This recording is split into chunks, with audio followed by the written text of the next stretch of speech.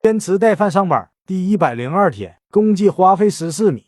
今天准备做酸辣柠檬香白灼秋葵，虾先煮熟，来点料酒，盖煮5-6分钟，捞出过凉水后剥壳。来准备佐料：蒜末、洋葱、小米辣、葱花、香菜都来点。柠檬摆上了，来点白芝麻、香油、蚝油、生抽、陈醋、少许糖，来点凉白开，搅拌均匀备用。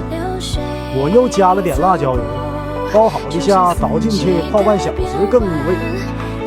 再来做秋葵，水开后来烧盐，1点油，秋葵下锅煮3-5分钟就可以了。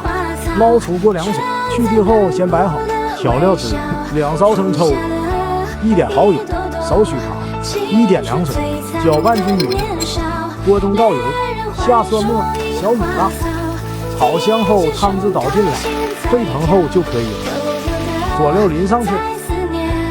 这边虾也泡得差不多，今天这一顿仿佛是减脂餐，换成粗粮饭就更好了。